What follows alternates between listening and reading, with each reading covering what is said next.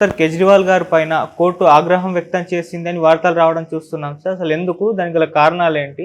మరి ఇప్పుడు కేజ్రీవాల్ గారి పరిస్థితి చూసుకుంటే ఆయన ఈ మధ్య కాలంలో అసలు రాలేరు బయటకి బెయిల్ పైన అని అంటున్నారు. మరి దీంట్లో నిజం ఎంత ఉంది? అలాగే ఆయన ఆరోగ్య పరిస్థితుల పైన ఏ విధంగా సార్ అప్డేట్ ఏంటి? కేజ్రీవాల్ విషయం చాలా ట్రిక్కీ అంటాం కదా, ట్రిక్కీగా ఉంది. యాక్చువల్గా కేజ్రీవాల్కి ఏం కావాలి?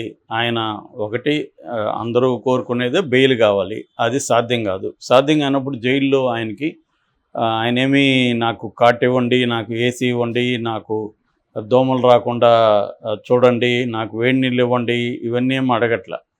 మన చంద్రబాబు ఇవన్నీ అడిగాడు.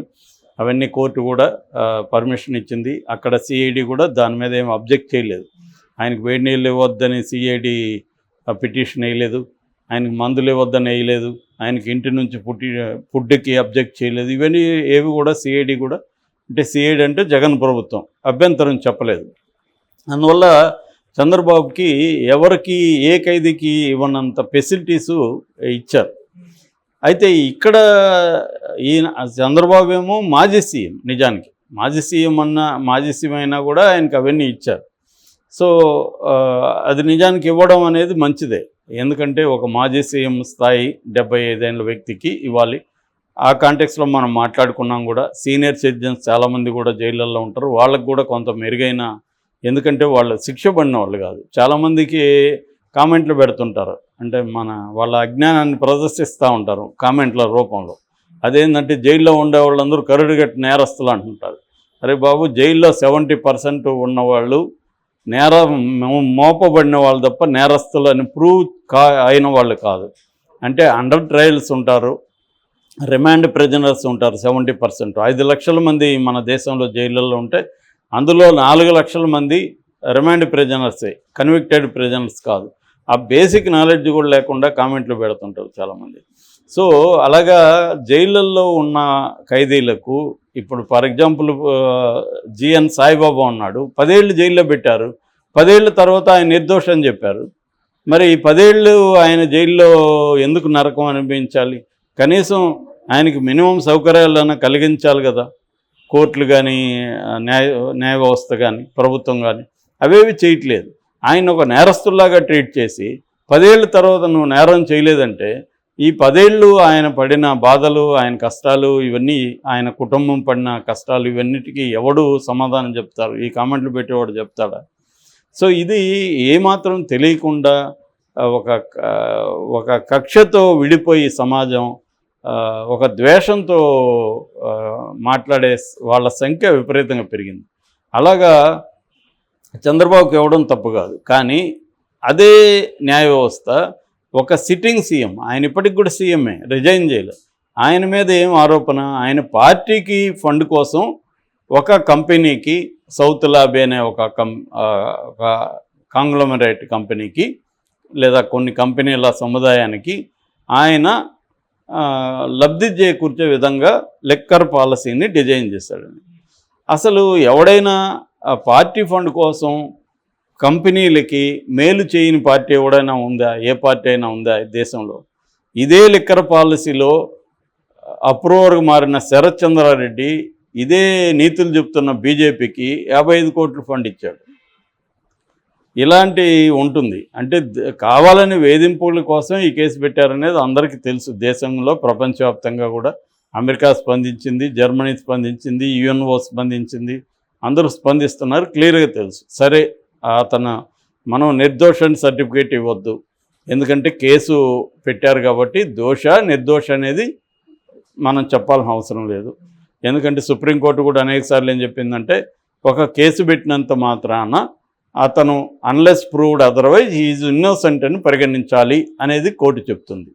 అంటే కోర్టు చెప్పినట్టుగా చూసుకున్నప్పుడు కేజ్రీవాల్ ఇన్నోసెంటే. అతన్ని ఎందుకు బంధించారంటే, అతను ఈ కేసుని ఇన్ఫ్లుయెన్స్ చేస్తాడేమో బయట ఉంటే, లేదా పారిపోతాడేమో అనే కారణంతో బంధించారు తప్ప అతని హక్కులేవి రద్దయిపో. సో అతనికి ఇప్పుడు ఏమడుగుతున్నాడు? అతను చంద్రబాబు అడిగినవేవి అడగలే.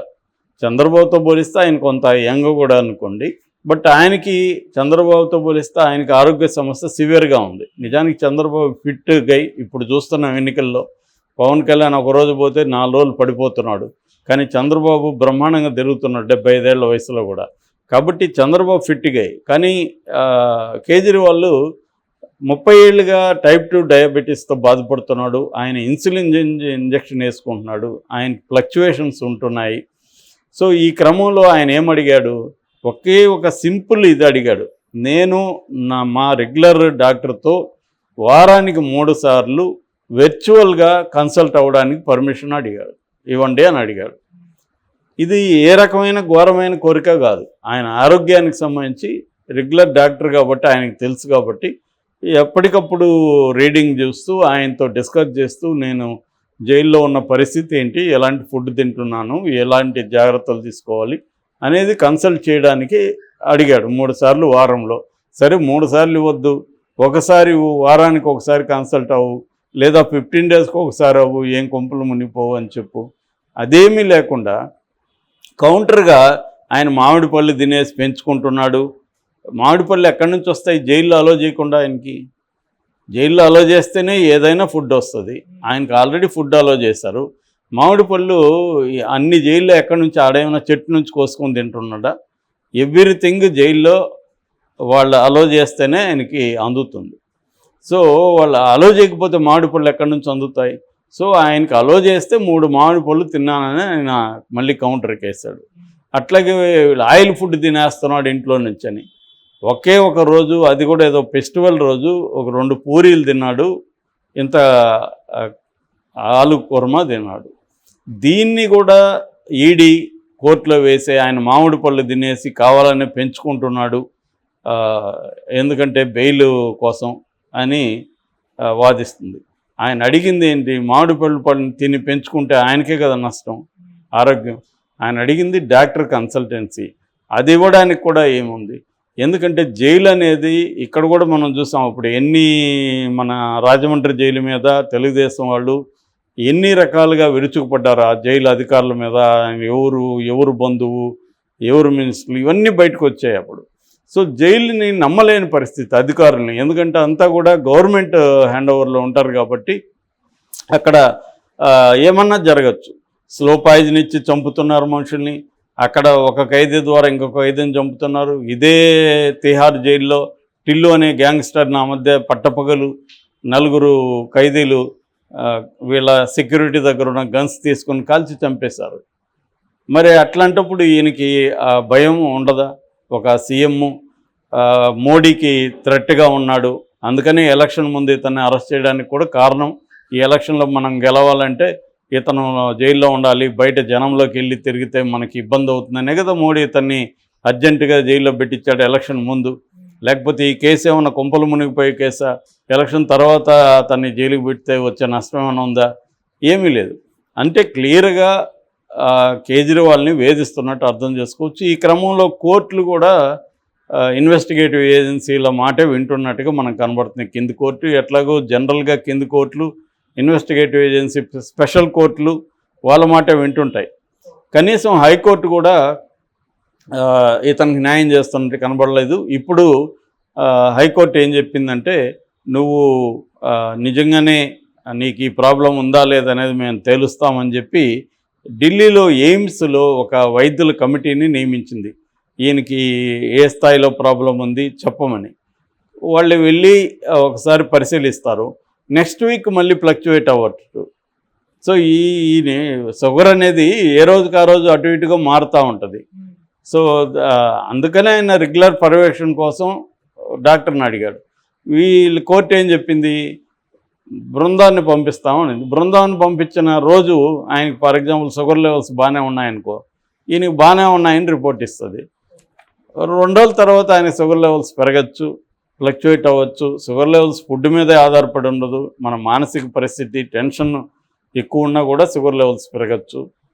సో షుగర్ లెవెల్స్ పెరగచ్చు, తగ్గచ్చు, ఫ్లక్చువేట్ అవ్వచ్చు. సో ఇవన్నీ ఎలాగా తేలుతుంది? సో ఆయన అడిగిన ఒక సింపుల్ కోరికను ఇవ్వకుండా వేధించడానికి రోజుల తరబడి పోస్ట్పోన్లు చేసి ఇబ్బంది పెడుతున్నారు అనే విషయం క్లియర్గా తెలుస్తుంది. అట్లాగే ఒక వైద్య విద్యార్థి ఈయనకి బెయిల్ ఇమ్మని పిటిషన్ వేశాడు కోర్టులో. అతన్ని చాలా గట్టిగా మందలించి కోర్టు అతని మీద ఆగ్రహం వ్యక్తం చేసి న్యాయ విద్యార్థి, అతను 4వ సంవత్సరం లా స్టూడెంట్. అతనికి 75,000 ఫైన్ కూడా వేశారు. ఇది పబ్లిసిటీ లిటిగేషన్ అని కూడా కోర్టు వ్యాఖ్యానించింది. ఏమనుకుంటున్నావు నువ్వు, నీ గురించి నువ్వేం ఆలోచిస్తున్నావు అని కూడా కోర్టు అతన్ని సీరియస్గా మందలించింది ఈ విషయంలో. సో ఇది అంటే ప్రజలు గమనిస్తుంటారు, ప్రజాస్వామ్యంలో ఫైనల్గా ప్రజలే నిర్ణేతలు.